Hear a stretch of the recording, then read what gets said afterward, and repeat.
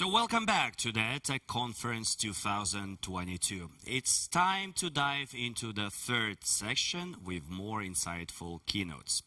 Education inside Metaverse. As it is known, Metaverse contains a number of different technologies that seems new to some of us. But let's face it, let's face the fact that youth are usually the innovators we need. Right?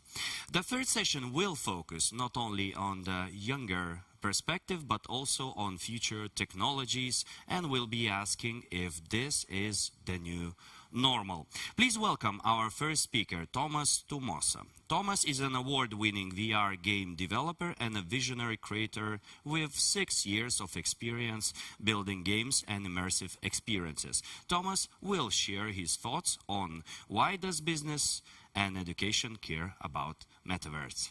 Please welcome.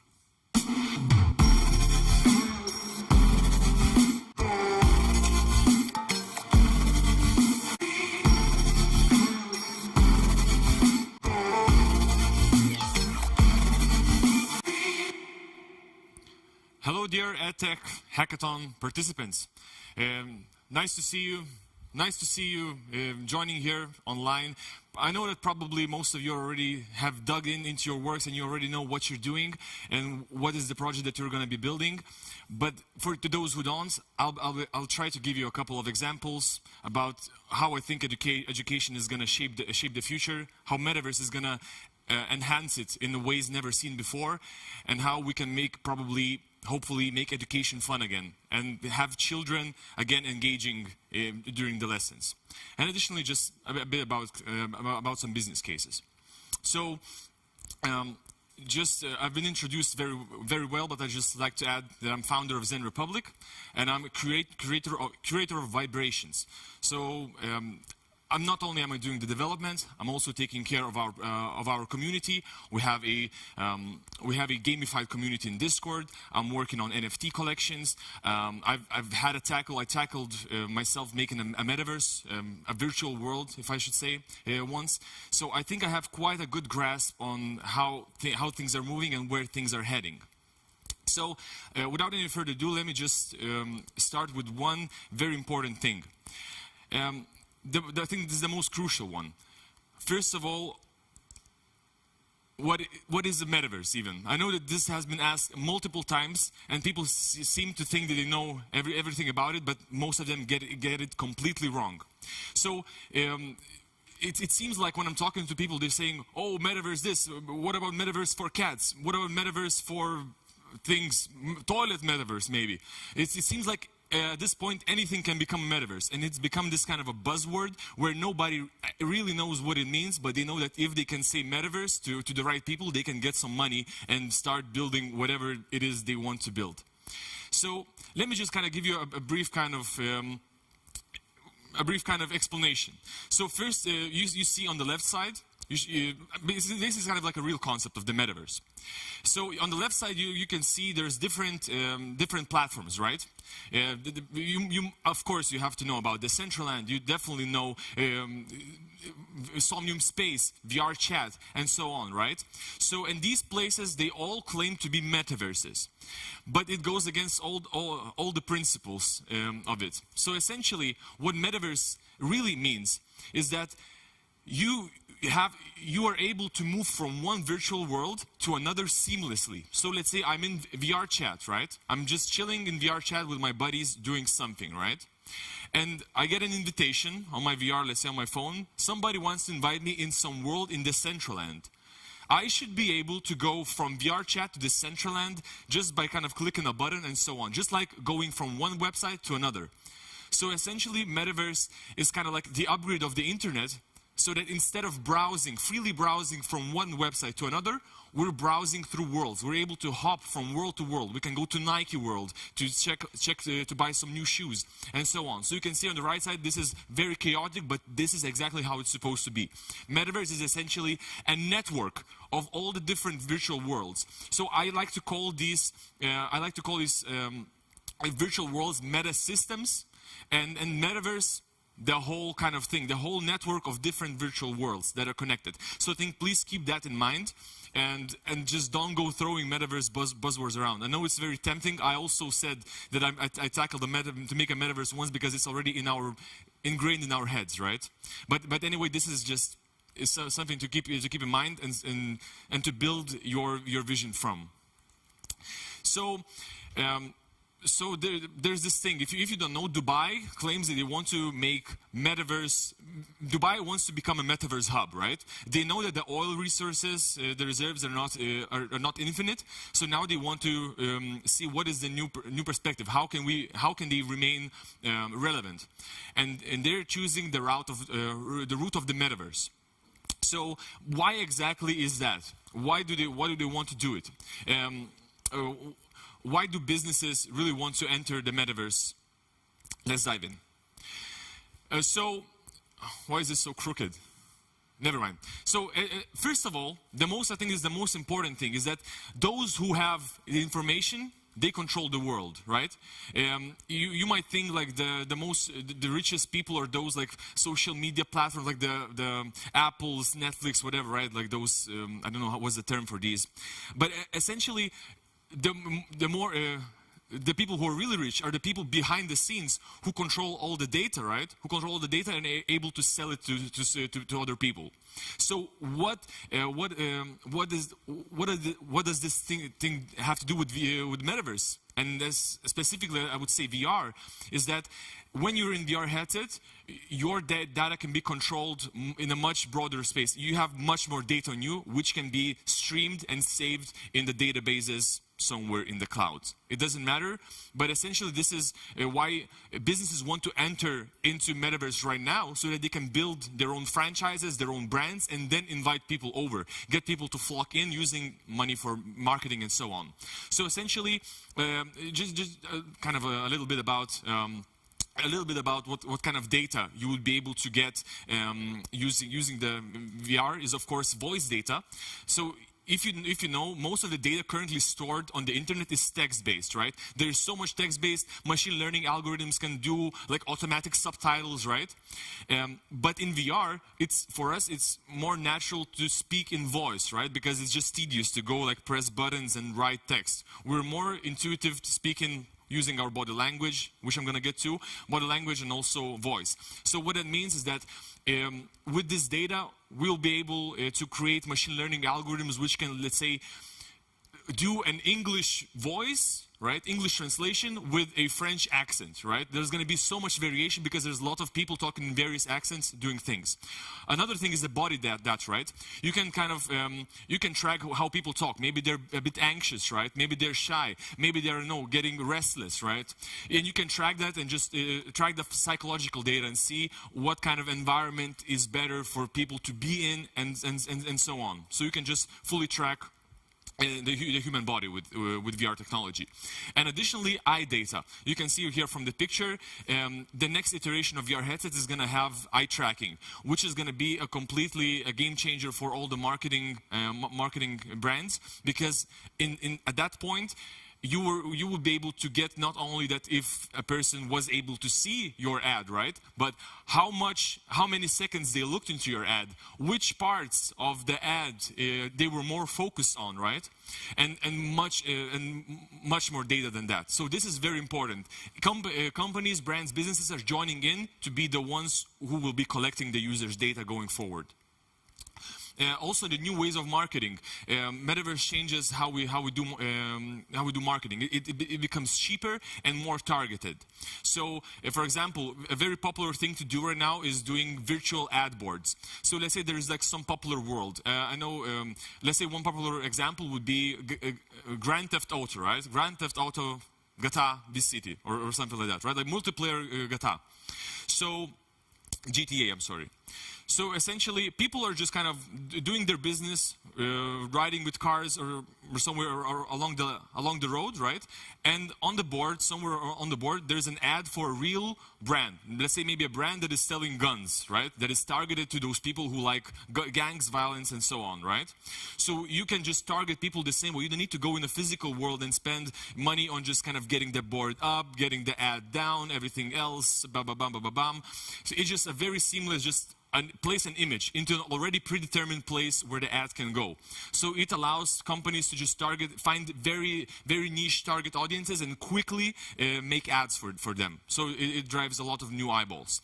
And one more thing, you know, Fortnite is the most popular metaverse, let's say of course metaverse. So it's the most popular gaming world, virtual world, right?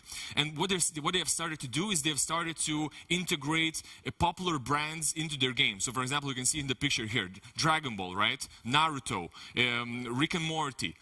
So why do they do it, right? Is because some people will decide that they want a skin of Goku, right? Because they are fans of Dragon Ball, and when they go play the Fortnite game, they want to look like Son Goku, right? And on the other hand, let's say the person who knows about Dragon Ball, he doesn't know anything about Rick and Morty, but he loves how this character looks. And he sees that people are just using this character all over the place in the game, right? So that means that person may be likely to go and watch the Rick and Morty show and become a user, buy their merch and so on. So it's a very good thing now to cross-collaborate between brands, and in the virtual world it's much more easier than in the physical world. It's just basically transferring some models, doing some things, and that's it. And last but not least, of course, companies are doing this business want power and control. This is the most important thing.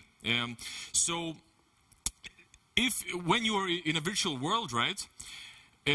For example, Meta. You know, Meta wants to create the metaverse, and they want to be the only metaverse that matters, right? They want to be the only metaverse that matters, the only centralized place where everybody they're going to events, they're going to the school, they're going to sports, whatever else.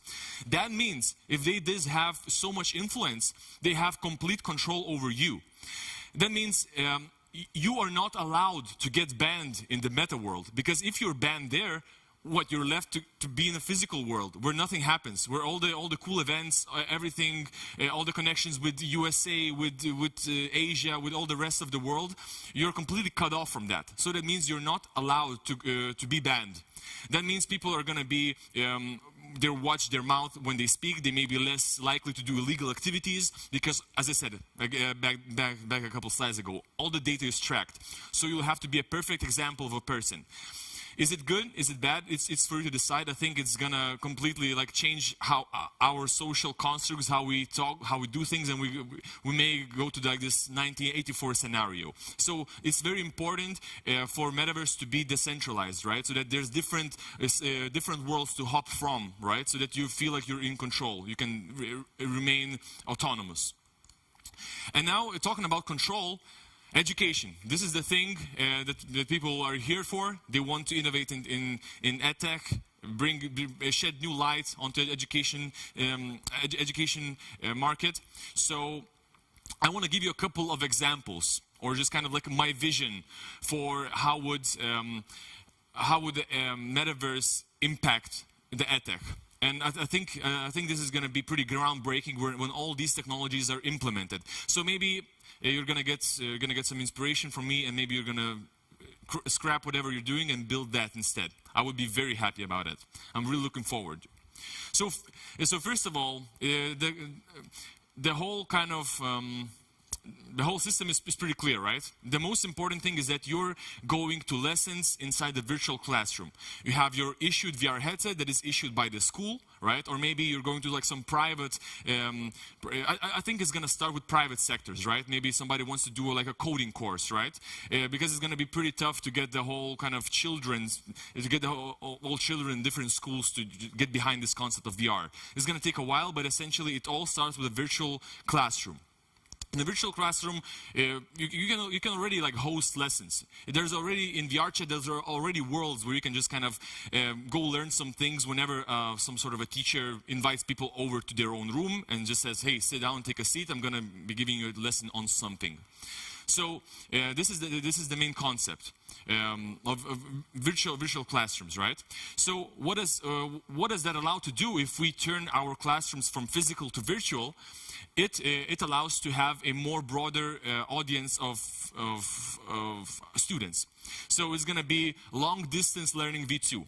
Long distance version 1 doesn't really work, as you know. You've seen countless YouTube videos, whatever, TikToks or whatever, where the kids are not really just learning, they're making fun of teachers, they're exposing their inexperience with technologies, right?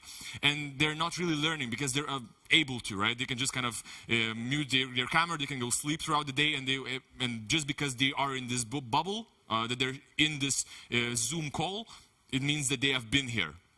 In VR, however, is going to be completely different. As people who have put on their VR headsets, they're going to be present. They're not going to be able to just go take out their phone and just be distracted. VR takes you fully into the place. If you want to take off your headset and do something on your phone, it's going to be both uncomfortable for you, and also people around you, you're going to see that your avatar is just kind of twitching and moving in various ways.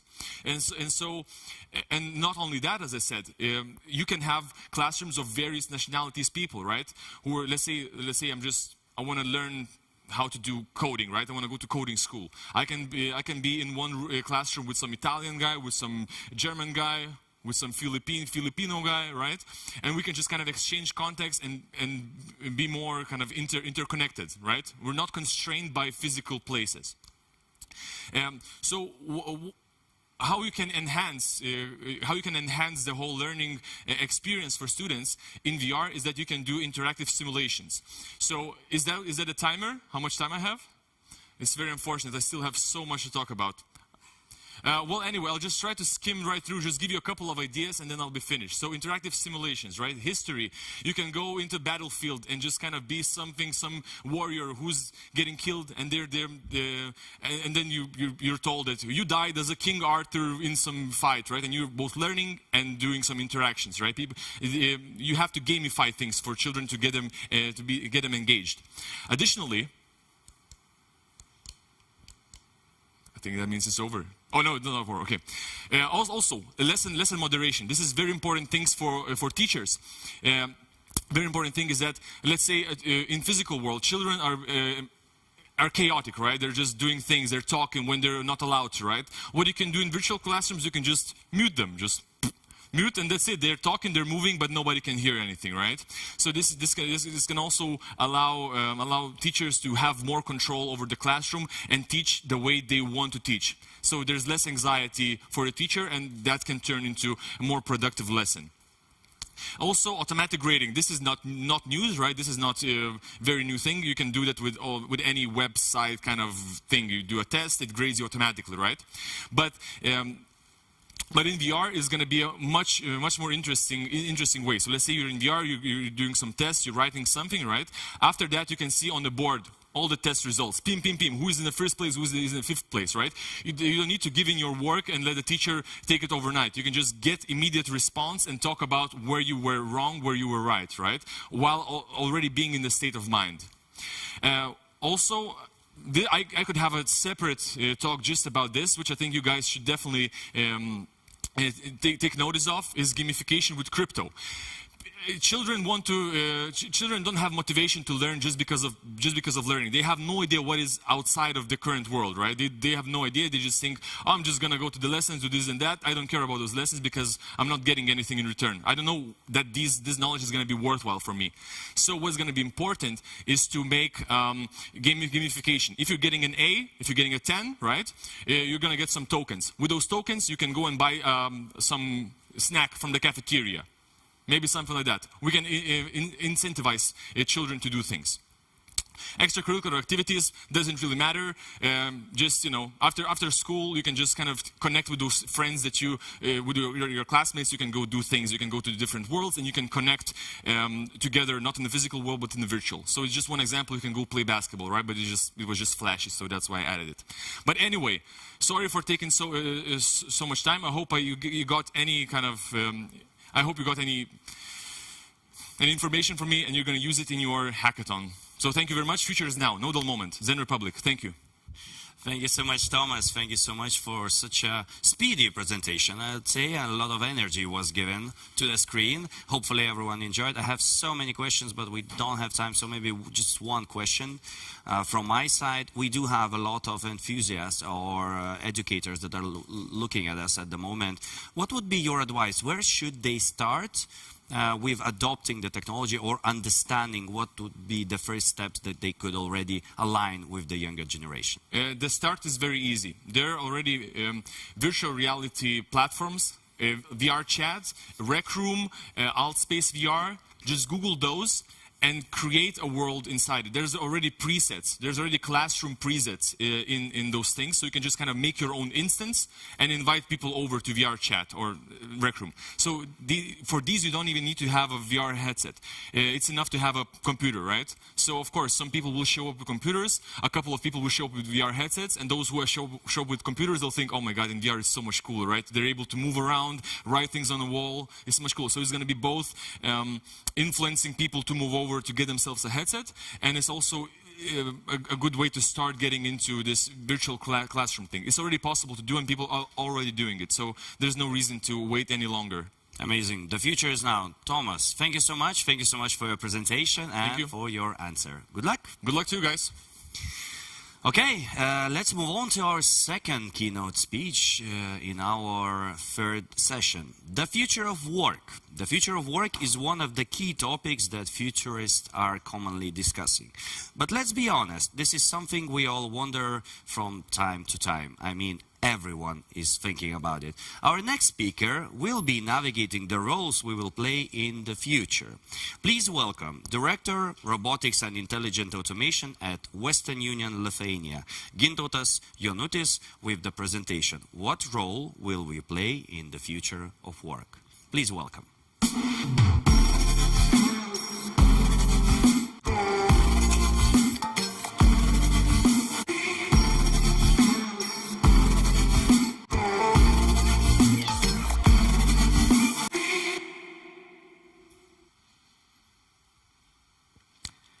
Hello, good day everyone.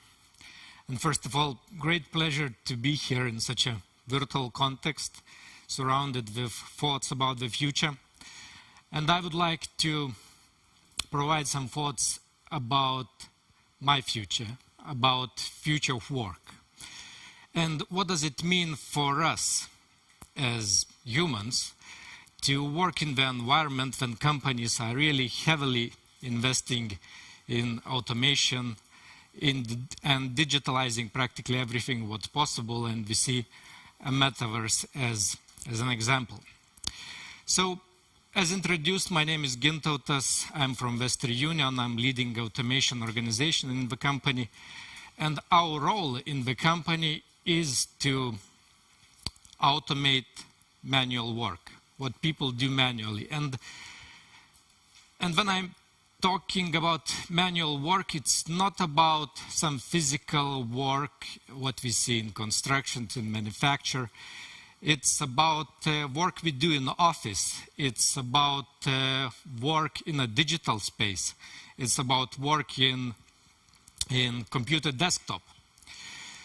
So, but I will start my narrative from really very, very beginning. So, what is work? In physics, we all learned that using a force to move an object a distance is a work. Yes, it's something very tangible, very material, very visible piece of work.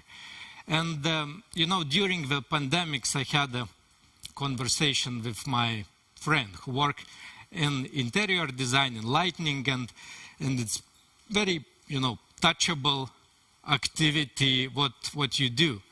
Yes, and I complained to him, you know, all my day I'm spending on the Zoom calls, and all the people cycle around me doing the same all day. And his reflection, partly, of course, it was a joke, really triggered me to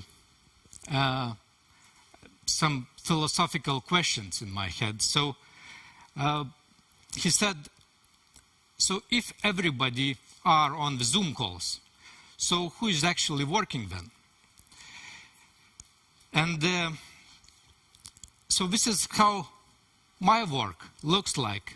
I'm leading 60 people organization across the world, and it's a picture from yesterday, and it's literally the day how it looks like. 2 screens, and I'm meeting with people around the globe, in US, in South America, even with my team in Vilnius. We are meeting usually online because we work remotely. And it is already some kind of metaverse, isn't it? It's a digital space, a fully digital space, and the digital space is where machines, are comfortable, where algorithms are processing information, calculating information much better than we are. So maybe they could do the work even better than we are. And it's more a question than a statement. So, and if the word work, we would convert into the word job, so we can probably agree that all types of paid activity is work, yes? And so what we are getting paid? Probably it's a simplified view, yes? We are paid for time and for skills. The more we work, the more we earn. The higher skills we have, the more we earn per time unit, yes? So, and when you have high skills and you work a lot, so you should at least earn a lot, yes? So, and what's happening when we are automating work? And automation and machines free up your work time. So, and this, in this graph, you can see the visualization. So, and sometimes an entire skill can be automated. And if your work, if your job is a single skill, so then your entire job could be automated.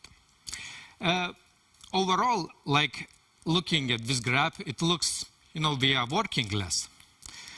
Does it mean that we are earning less? Probably not necessarily, yes? We can get a share of this accumulated, multiplied, and created benefit, what machines created, or we are owning the machines, yes? And this is quite a famous study of McKinsey, and it's showing that 5% of all the occupations consist of activities that are 100% automatable. And 60% of all the occupations have at least 30% of automatable activities in their job. One remark, it's not necessarily that this activity will be automated and not necessarily that it's worth to automate it, but the fact is that quite a large portion of our job already today can be automated. So what is the sustainable way to keep your relevancy at work in future? And it's already relevant already today. So you need to go up with the skills and to do it constantly. So lifelong learning is accelerated by automation and quite drastically, and you need even to learn, yes, to learn to get the knowledge very fast, very efficient. And now it's practically no one arguing about that it's really sustainable way to look at the future. And the additional thing, you need also not to learn new skills, but ideally learn totally different discipline skills than your core discipline. So like a cross-discipline knowledge is very important, and here's why. It's because world is complex, yes? Many studies have found that the best ideas emerge from combining insights from the fields that don't seem even connected. This picture is not accidental. It looks, of course, complex, but it is a first computational machine, and the inventor, the idea how to construct it, got from silk weaving industry, because he had a knowledge or experience from that industry. Also, Henry Ford, a famous assembly line in car manufacturing, the idea he got also from his experience in Zinger sewing machines industry. So probably many examples, and when we have a complex question, a very difficult issue, really we have a numerous scenarios how to solve that, and especially it's effective if you're trying to solve looking to really different angles from different disciplines. So interdisciplinary cross-functional thinking helps to navigate the complexity. And it's really more and more become valued by others, by companies, by employers. And an additional remark on that any artificial intelligence engine at the moment is single function, single discipline, single skill. So being a cross-functional person really advances you comparing to machines. And the last thing I wanted to headline, it is to be technologically savvy. And it's not doesn't matter in what field you are working. You could say I'm far away from technologies, but to have a skill, to have an ability to work with machines, with intelligent machines that would accelerate your job, that could augment your job, and you could gain the benefits out of this acceleration, it's extremely important thing. And I really often saying the quote from Cal Newport book, Deep Work, that in this new economy, 3 groups will have a particular advantage. So those who can work well and creatively with intelligent machines, those who are best at what they do, and those with access to capital. Yes, probably the best way to have all of it, but the last 2, the best in what you do and have access to capital, by definition, it's among small portion of the population. So all the rest should really focus and be able to work with technology. So as a summary, maybe you can call it advice to you and as well for myself. So to foster in the future, we need to constantly gain new skills, able to apply cross-discipline knowledge, and be proficient users of technology. So this is it I had for today. I hope you found it valuable. Thank you very much. Thank you so much, Gintautas. Thank you so much for so many interesting insights. Sometimes when I'm looking at the topic called future of work, I am thinking that in many cases the experts are way too dramatic. World doesn't change that fast. Or is it? Is the speed so big and we should freak out now? Or we just need to become a bit more curious and try to understand what is happening in different industries? Yeah, very often there is a saying, now we cannot rely looking on the past, what kind of future we will have. Yes, don't base your decisions on the past data, exactly. Right? If something was slow in the past, it's really accelerating and the pace becoming more dramatic in the future. We see it from the emerging technologies and so on, how people adopt new technologies. So I would say it's not too dramatic, and it's not dramatic, it's fun, I would say. Yeah, there are other philosophers that are talking like when everyone is going to be free and will have all the time in their lives, so what do people do then? Will we have some problems? I would be afraid of such future if we would have all the time and all the money. Because probably people would start degrading. We need to have challenges. We need to have activities how we would realize ourselves. So I've just recently saw one research that stated that our brain is getting smaller because there are so many things we don't have to care about. It is so, probably it is so. Okay, we do have a lot of parents and let's say educators that are looking at us currently during this broadcast, and there is a saying, or let's say it's a position, that if you are raising a child, you need to explain him how the technology works, to give him a hard asset for the future. But on the contrary, while looking at how the societies are formed, at least I personally, start to feel like emotional intelligence and the soft skills, they become very important. If you would have to choose, which direction would you be looking in nearest future? This is what you told. We need to, to focus on the skills which machines don't have. Yes, they have. We need to learn how to manipulate people, right?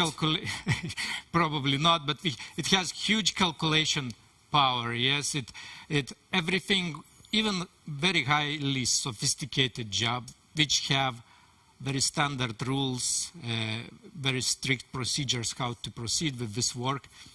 It's in risk to be automated. Yes, because machines can do it much faster and more precise. So I would say yes, creativity, emotional intelligence, these soft skills, communication, interpersonal skills will be more and more relevant.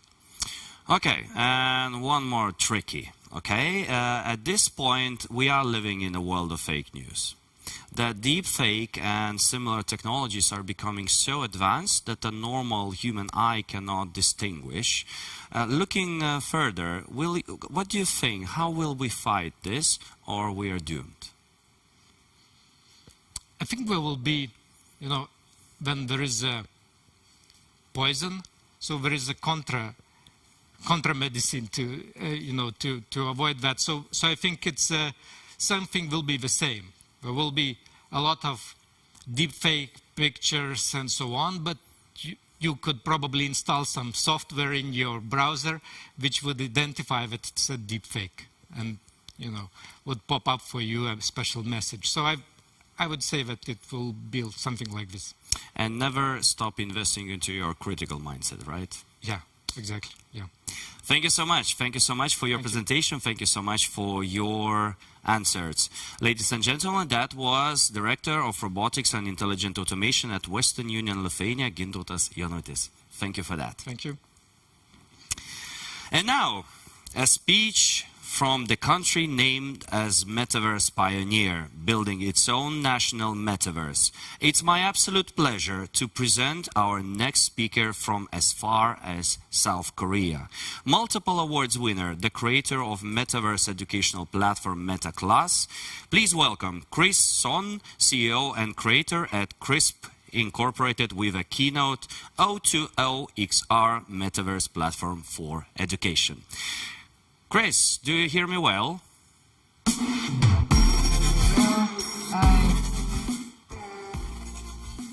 Do you hear me well? Yes, perfectly. After this billboard, you're on the stage. Good luck. Okay, thank you. Hello, everyone. Nice to meet you. My name is Chris. I'm so honored to be here presenting the agenda, today's agenda, named O2O XR Metaverse Platform for Education. I have used lots of good words So let me explain the terms first. O2O means online to offline, and XR is extended reality. So we are using some metaverse content through like XR technology to present some educational content to kids and to other people. So let me briefly introduce myself. My name is Chris, actually with an X. It's like Christmas. So Chris Song is my name. I graduated from New York City University, college, majoring in film. So I have made some world's well-known animation named A Roller Coaster Boy Nori. Actually, you can watch on Amazon Prime and any other broadcasting channels. And also recently, I developed Auto Metaverse platform named Nori Cube and Meta Class. So let me talk about the current trend. Everyone knows, everyone's talking about the metaverse getting bigger because lots of big companies are actually putting their energy on expanding the metaverse. But the thing is, when the bigger the metaverse gets, the smaller the real world gets. We feel like it. This is kind of a fact from Korea. Actually, during the pandemic, we have some second-hand goods sales app named Carrot Market. Is used for lots of people. It actually the business whole grows like 5 times bigger than before. They want to trade their second-hand goods near their location, near their neighbor. And also the number of convenience stores is increasingly, increased dramatically during the pandemic. They are spending any service and their some content or goods near their local area. What about the content? We can talk about today's EdTech. This is also the statistics. You can see the EdTech itself is really growing rapidly. Everyone knows, I think, here in the session. And the investment money and also EdTech market forecast is really one of those biggest the market growing business sector.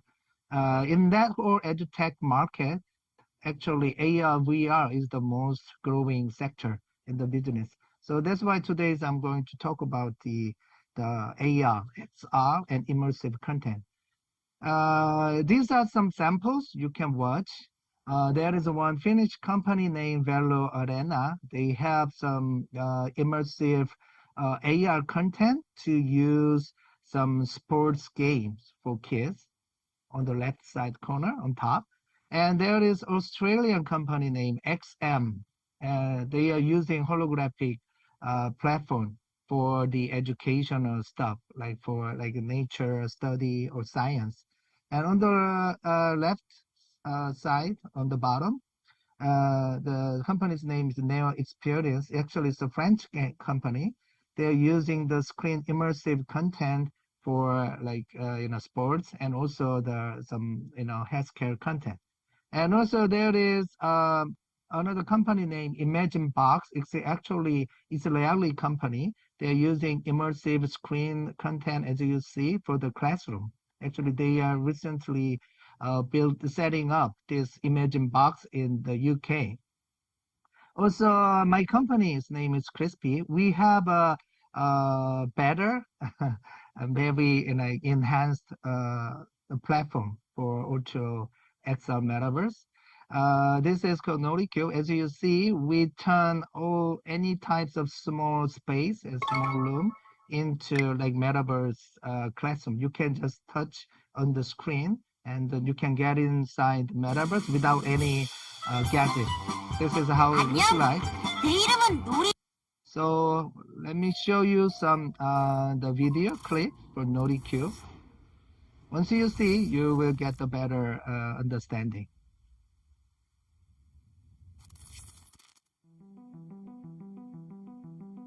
So this is like screen mapping system. Simply, we are using projectors and also LiDAR sensors. As you see, you can just touch on the screen to get some experience of art experience, immersive art, any types of art. This is actually Korean artist named Kim Hong-do. And also you can get any like Krim's or Van Gogh's immersive media art. So simply, touch on the screen, touch on the wall, and you can get the interaction. So through this whole experience, so it's kind of gamification. So you will learn about, the art history and the content itself. And also you can play some, game. This is actually a digital escape room game. So you can find some same cards or hidden puzzles, hidden keys to escape this digital room. And also you can experience any types of virtual reality video. 360 video, you can just put it on this room and then you can get inside the whole 360 VR world. So through this, and you can definitely get any types of online metaverse experience on site. And as I just mentioned, so we have some digital escape room game, also digital immersive art experience through this, and you will not just watching it, you will either move, you will get the whole experience. In combining with this experiences, and you will get a better idea of the content itself. And we have made one NotiCube in Korea. This is how it looks like at a youth center in Korea, and they are using this for their education content. And this is a youth center, so we have some dance course, and then they can get any dance experience. So in the future, our mission is to connect all the metaverse into NotiCube. That's our mission. So the kids or people who want to get the experience without any the gadget or VR glasses, they can just come inside this room and they can get the experience. So this is recently the stuff we are doing. So on the left side is called Meta Towns. So you can build your own town in the metaverse online, and also you can get the experience inside the NotiCube. And in the middle of the screen, you will see the Meta class, and it says online virtual and metaverse classroom, and you can share the lecture inside the room and also inside the actual offline in the NotiCube. And on the right side corner, this is very interesting. We are developing some metaverse named Meta Farm. So actually, this is, as you see on the screen, you will grow some, this is actually banana trees. You will grow your own banana, and also inside the NotiCube. And then after you grow everything, the actual real farm will deliver the banana to you. And also, you can talk to the farm owner. So by using this technology, actually, we have developed a so-called named Metaverse Learning Center in Busan in Korea right now. Actually, we are building it right now. This week will be finished. So this is how it looks like. We'll at the Institute for Future Education Center in Busan. That is the name of the center. So we have dissected this area into 3 parts.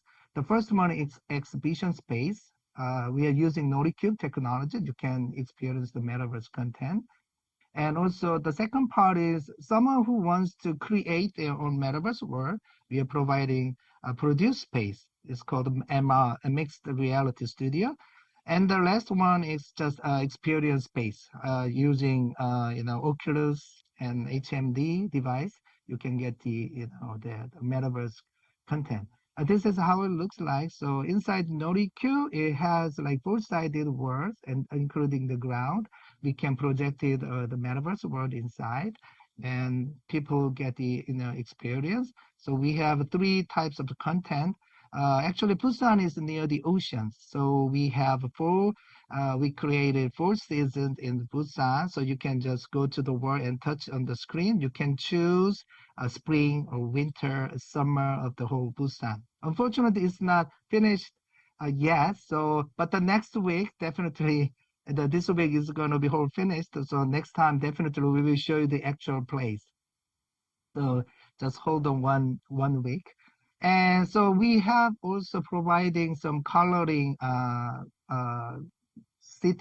coloring content. So you can just touch on the screen. You can just, choose your own cars or, animals or fish. You can just, the color yourself. So you make your own content and it's moving. So you can touch on the object. The second part of the space called produce space, actually we are using the motion capture technology inside. We have a chroma key of world, and we have 12 cameras. So it will capture your motion. So you can create your own avatar or any character inside the metaverse. So by using technology, you can create your own metaverse content, and also you can put it on NotiQ. You can get the experience with group of people.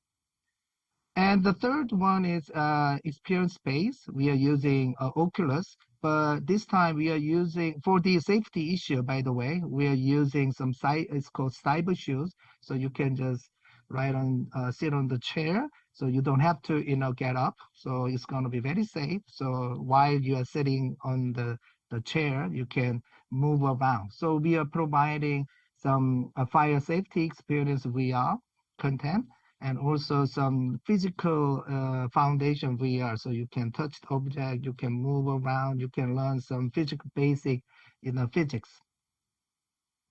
Our company is actually in Europe already. So our content named Rollercoaster Boy Noti Animation is broadcasting in Germany on Amazon Prime. And we have actual offline stores based on our IP in Frankfurt. It's called Noti Kids Center. We have 2 stores. And also recently, actually 3 weeks ago, I was in Frankfurt and Luxembourg. So I was attending Arch Summit in Luxembourg. So we actually set up the whole NotiCube to, show the people. And also we installed a NotiCube in Frankfurt as well. So if you come to Frankfurt, either Luxembourg, you can get the experience. So this is it. So I was talking about NotiQ. It's called Ultra XR Metaverse Platform for education. Thank you. Thank you so much, Mr. Chris. Thank you so much for a truly inspiring presentation. At this point, I do have a question for you. We are talking about education here in Lithuania, and we are discussing on the ways how can we transform or empower the new technologies to be adopted. What would be your advice for the, let's say, creators and innovators? How can they bridge the gap among the traditional teachers and the new technologies? Maybe you have some lessons that you've learned and you would like to share with us. Yes, actually, I'm not an engineer, so it's kind of whenever I face the new technology, it's having a hard time for me. So based on my experience, it has to be simple and easy for people.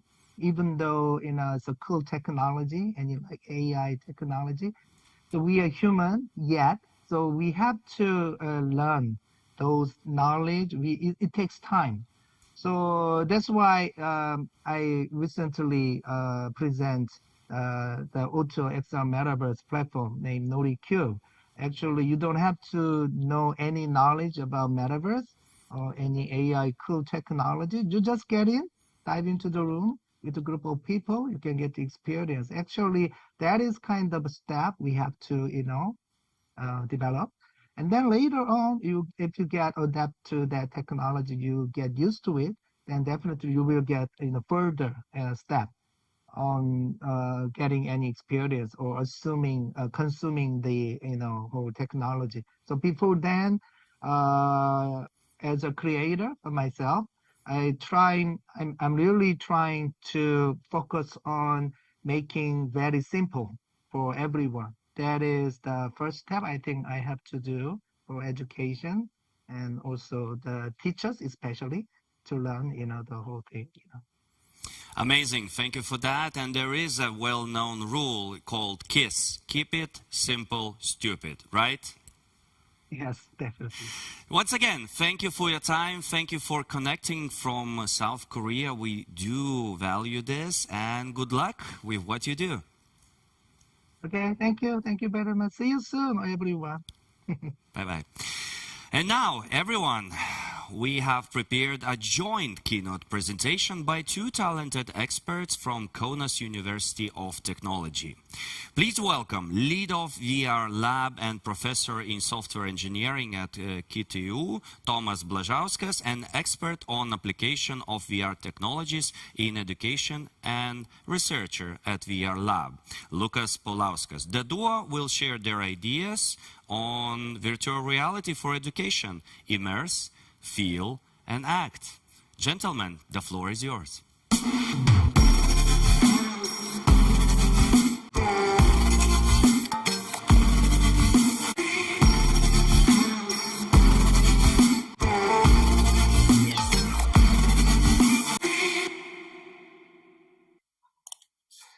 Thank you for presenting us. It's really nice to be here with you virtually. We are representing both, it's me, Thomas, and Lucas, virtual reality laboratory at Kaunas University of Technologies. And our motto is we create things. And we created a lot of things. We created virtual reality solutions for sports, health, rehabilitation, business, heritage. But our main passion is virtual reality technologies for learning or immersive learning. So today we will present the key components of virtual realities that are related to learning. It is immersion, it is sensing, and it is learning by doing or acting. So Lucas, let's start with immersion. Okay, so immersion.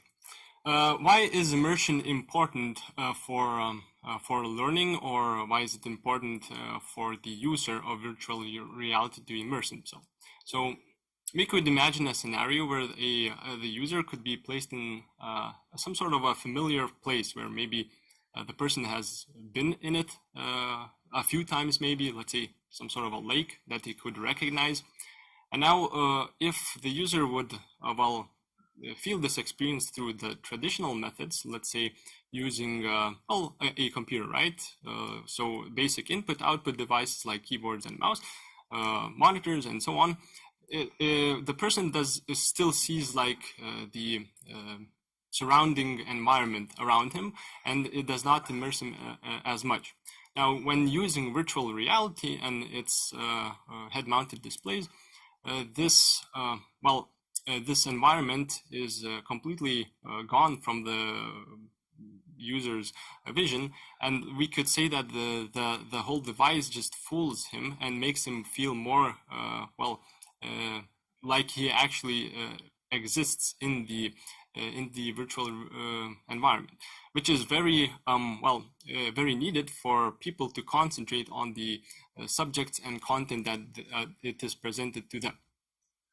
So now, talking about feeling also, which is also important when, let's say, experiencing virtual reality. The technology currently allows the user to interact with the virtual environment through various devices. Traditionally, it could be simple controllers that are provided using Oculus Rift or something like HTC Vive and so on. But you can also, users could also use more advanced and sophisticated systems that are not really easily accessed to, increase their feeling or presence inside the virtual world. And there are many ways of achieving, or increasing this feeling of presence.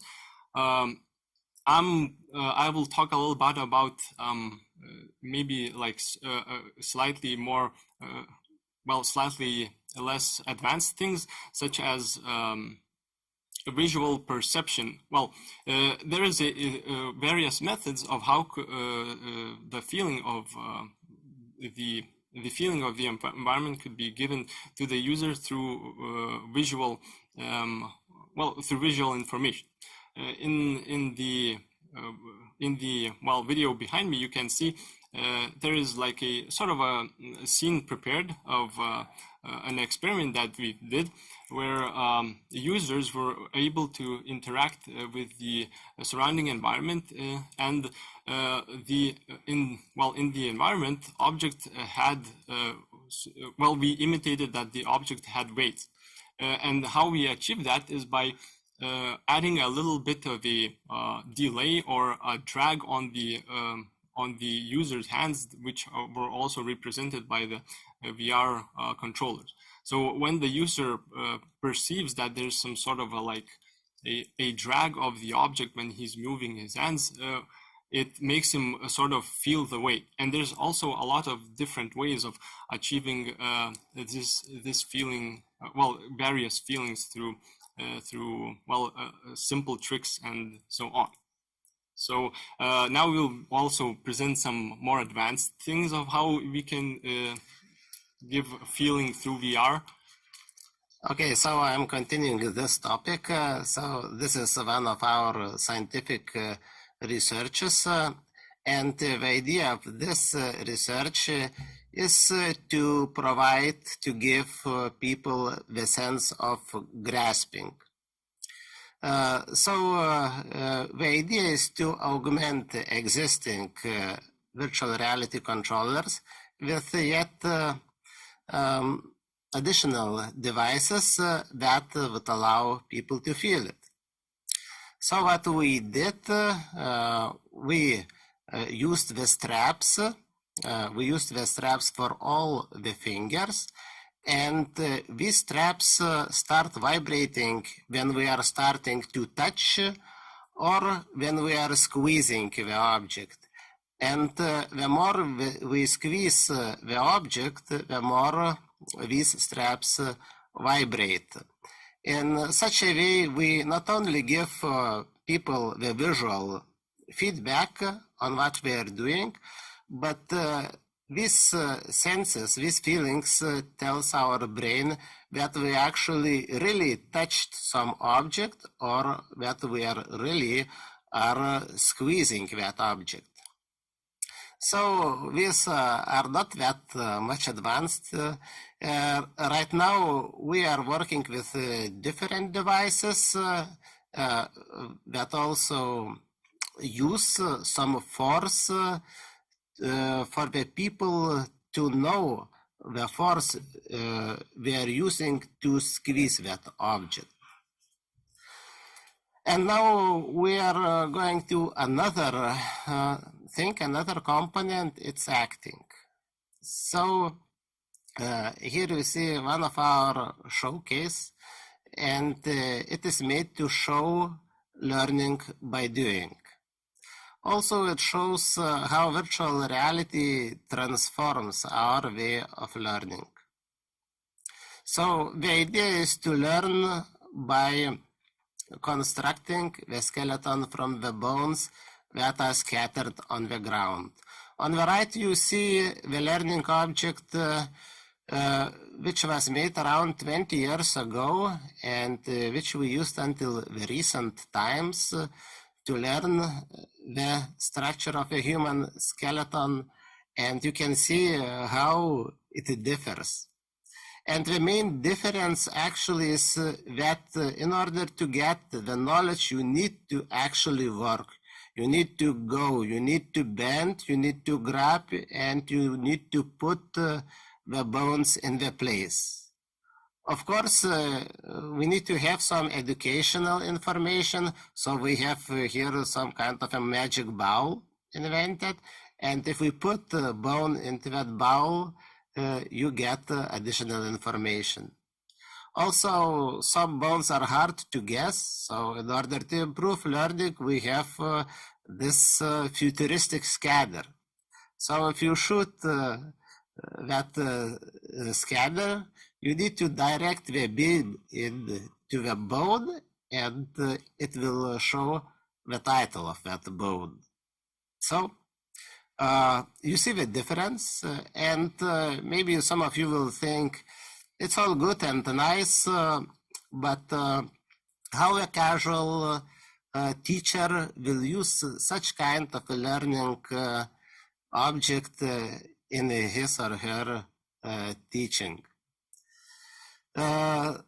So there are some competencies to add to the teacher's portfolio, but from a technology point of view, it's not that hard to do. So now I'm going to present how teacher can do that. So teacher needs to find virtual reality learning object. Teacher needs to download it, of course, as a zip file, you see here. Then teacher needs to open his learning environment. Here we have Moodle learning environment, and upload that zip folder as a SCORM object. So this is one of the standardized formats for learning objects. Now the learner, let's say a pupil, in his or her virtual reality glasses, open virtual learning environment here. He finds that material and starts it.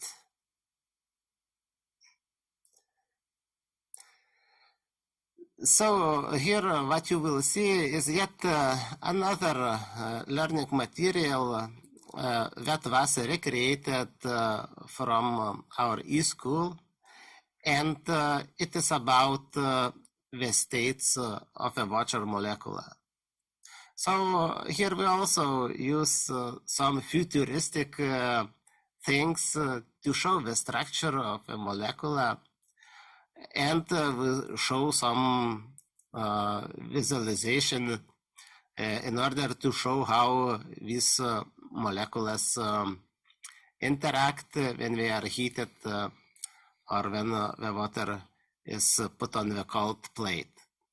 On the left, there are steps that learner needs to do in order to learn that material. And when a learner finishes all the steps, then we have this exercise finished. Now it's time for a teacher to review learner's progress. So he opens the report section. Now he can go further and open some detailed tracking information to see how much time user spent and how much he or she achieved. Okay, so I'll also talk a little bit about some other experiments that we've done. So we also tested the different modalities of learning, like through text, visual, audio, and kinesthetic way, which is the virtual reality way. And what we've sort of saw that virtual reality sometimes might not be the best tool to learn. But the thing is that, well, this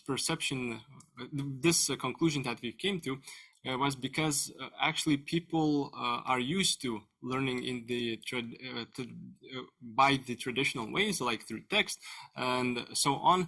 And virtual reality still needs to be tested out, experimented, and people need to find the true way where virtual reality could be applied.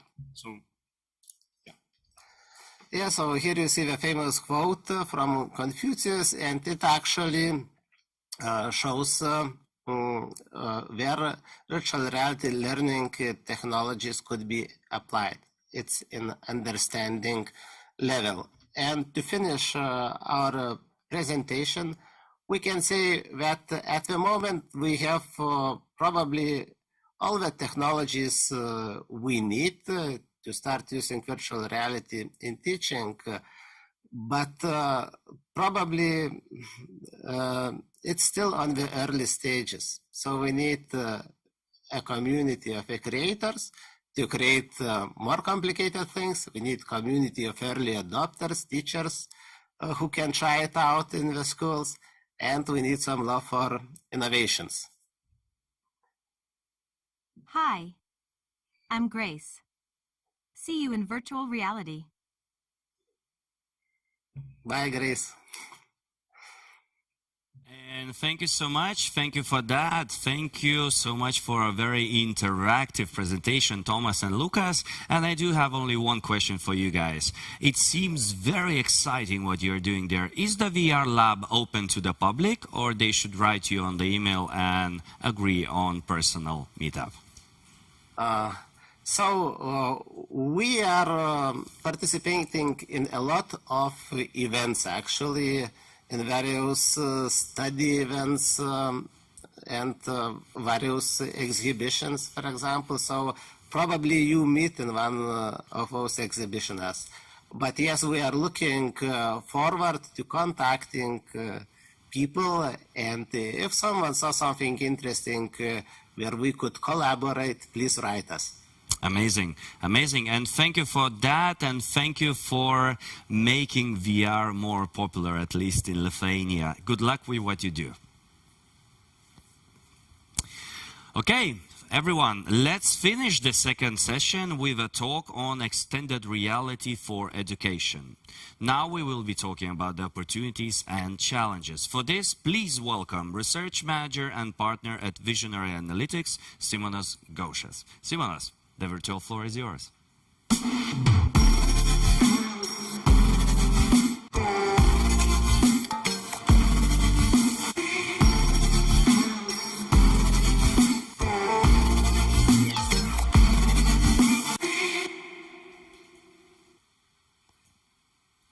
Hi, I'm Simonas Gaušas. To be honest, this is the first time I'm in the studio, so I'm a bit nervous, and that's how it is. And today I'm gonna speak about the challenges and opportunities in relation to extended reality. So what you are going to hear about this? First, a little bit about us, what we do, then a few definitions. Some people watching us may need these definitions, as people are speaking of XR, VR, AR, but not often, not everybody knows maybe these terms. Then a few more words on affordances and challenges. Affordances meaning the applications of extended reality and challenges related to it. And then a little bit about the future of XR and EdTech in general. So what we do in terms of services, our company provides evaluation services, impact assessment services, research and studies, as well as training and foresight or consensus building activities. Here you see a number of studies related to extended reality to higher or lower extent. Those in bold are the two studies I would like to speak about more, where I am based my evidence and the information. This is coming from the two studies in bold. And one of the studies has a logo you see here, which was not only in the area of education, but also health. I will focus on the education side. So, definitions. There is a spectrum going from the reality, normal reality, to the virtual reality. So these are extremes which are usually well recognized. And there are also mixed reality types in between, which are not always well recognized. So we have augmented reality, which means that some virtual digital elements are present in reality, or another type where real elements from real reality, the real environment, are present in the digital realm. So the two in between are called mixed reality. Usually, from our research, the most often used terms are augmented reality, virtual reality, and the two together, including the mixed reality subtypes, are called extended reality or XR. So these are the definitions. Hopefully it's more clear. So a few more words about the affordances and challenges coming from the extended reality study, which will be published soon in coming months. So first, we analyzed hundreds of publications on the extended reality, on the affordances, and mapped those according to the aim of intervention. So the publications speak a lot about procedural training. And procedural training means the training in the companies. It can be applied in aviation, maritime, army, other examples. One of the examples is Vario, which actually developed the mixed reality infrastructure for the jet pilot training in Finland. And this is actually used at the moment. Another subtype here of affordances is the soft skills development. And the plus is that it enables safe environment to address the shame, fear of mistakes, making mistakes. And the example is the keep talking and nobody explodes. So this is the virtual reality game for people to build up communication, teamwork skills, so as to detonate, not to detonate the bomb, virtual bombs. Awareness raising. Another example, here you see the logo of one of the municipalities in Denmark, which enables youth via mobile phone and augmented reality application to see the actual consequences of climate change in the limits of the city. The creative opportunities in the art and design sectors. Also, a number of examples mentioned. The logo here is for the previews of your design, different design options developed. Another example is the computational thinking skills. The XR enables to develop the computational thinking skills, and it's actually important, especially nowadays when the digital skills are becoming more and more important. It's like foundation for them. So the Code Cubes is an augmented reality application which actually helps to develop these programming and computational thinking skills via the cubes. Collaboration, it's a more traditional type between students, between the students and teachers. And TeamViewer is one of the options, a German solution. Then the physical training, it's more difficult and less examples in this area. But there's a solution developed by Germans. It's called Ikaros, and it's actually the physical solution where the human lies down and she or he has the virtual reality glasses and can stimulate the whole body, and it's actually very, very efficient. And the last one, by type of intervention, by aim of intervention, is language learning. And actually, Mondly is one of the best solutions. All the solutions mentioned are from Europe, so it's a Romanian solution in this case, Mondly. And one of the examples how you can learn languages via Mondly is when you talk with VR bot. And you practice your communication skills, your language skills, and then this way learning the language. Then we mapped the XR applications by the instructional approaches. One of those is the most traditional one, is visualization. I think we saw the examples before in other presentations. This is one of the logos of solutions using video headsets and using looking at the almost 2,000 body parts, anatomical depictions of the body parts.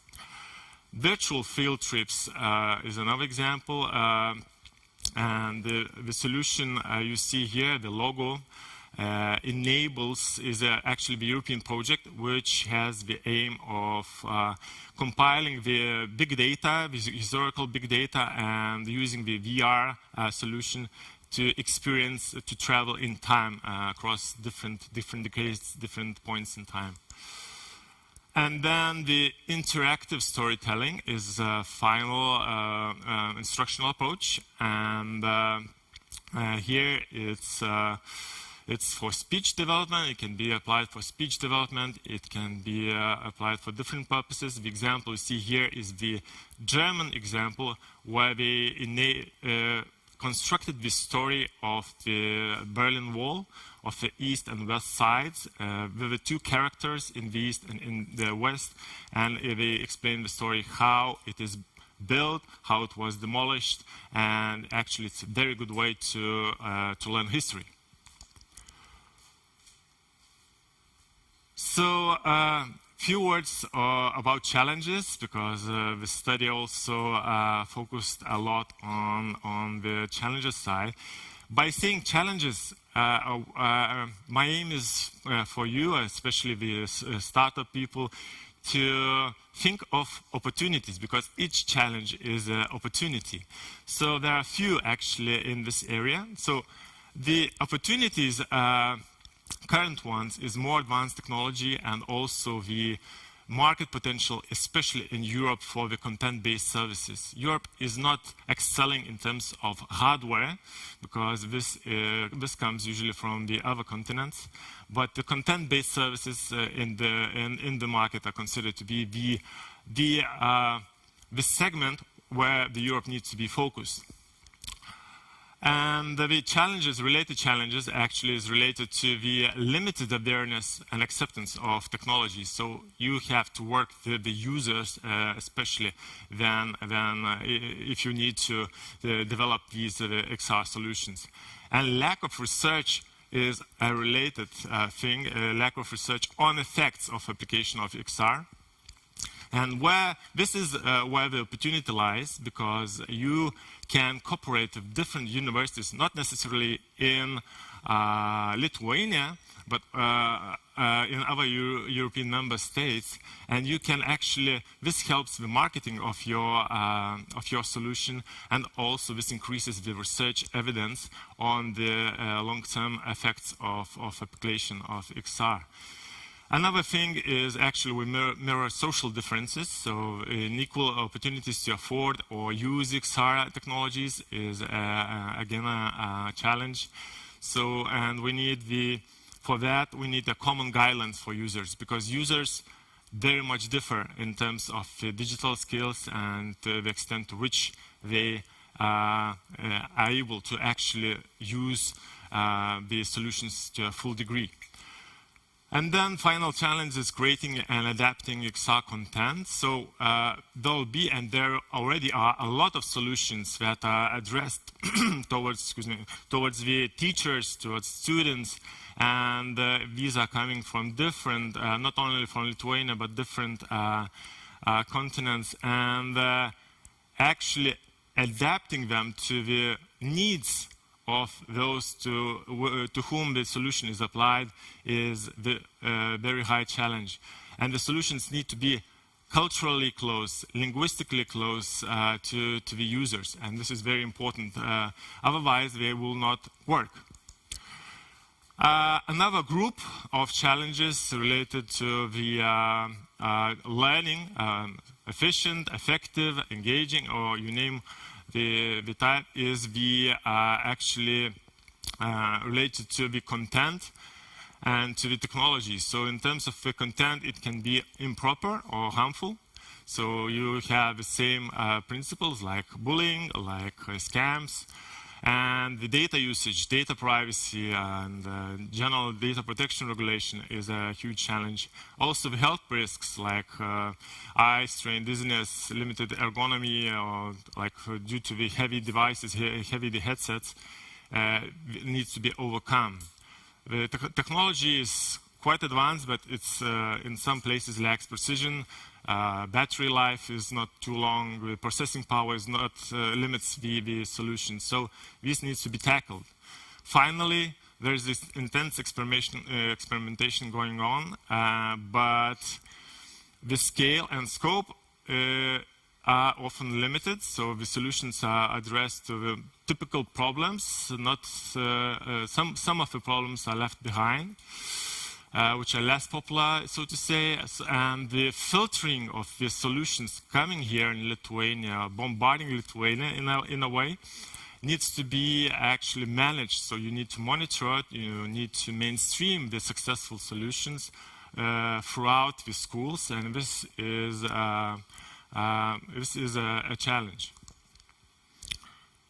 Few words on the future of XR technologies in Lithuania.